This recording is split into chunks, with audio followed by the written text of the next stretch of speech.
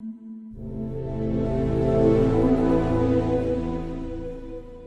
président de l'OSEC, ville-province de Kinshasa, l'évêque Adolphe Flamme, a accompagné l'archevêque président national de l'ordre supérieur épiscopal du Congo, sa grâce Léonard Matebo Lamba Lamba, le lundi 17 mars à l'hôtel du Fleuve, où il a été confirmé président et représentant légal par l'arrêté approbatif du ministre de la Justice en date du 14 février 2025.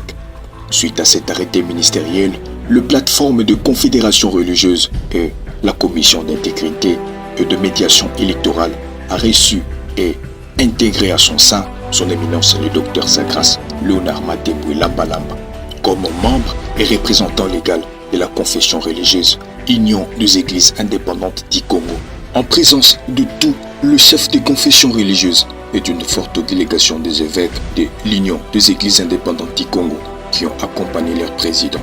En cette même occasion, deux experts de l'Union des Églises indépendantes du Congo ont intégré la commission d'intégrité et de médiation électorale. Il s'agit de Monseigneur Rufin Mayele et Monseigneur Eli Toudikonka. La séance elle a été spéciale. Il y a eu le président de la plateforme des confessions religieuses. Nous avons été invités pour intégrer la CIME. C'est pour cette raison, il y avait aussi d'autres points. À l'ordre du jour, on a parlé, mais finalement, on nous a présenté.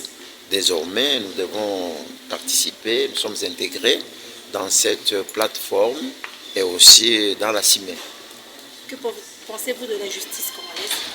Elle est merveilleuse parce qu'après tout, quand il y a eu des problèmes, ça fait 4 ans que nous sommes là, en train de voir. Il y a eu notre synode en 2021, là où j'étais élu président de l'USC, Union des Églises indépendantes, au niveau national. Justement, après tout, la justice a regardé, a vu, a contrôlé et s'est décidé de nous donner, donner raison et de dire que c'est maintenant nous qui devons gérer la chose. Quel message vous voulez lancer à la population congolaise? Pas justement à la population. La population, nous connaissons qu'il y a des problèmes, notre pays est agressé, ça nous le savons. Mais je voudrais plus parler aux membres de notre confession religieuse qui sont partout au Congo, leur dire que non, le temps de travailler est arrivé, nous devons nous unir, l'institution reste, les hommes passent, c'est-à-dire que nous remplaçons Monseigneur Nzinga, mais l'USC reste indivisible et nous avions bien dit que notre conseil épiscopal est en train de voir comment nous pouvons encadrer, protéger et surtout mettre à l'aise l'ancien président.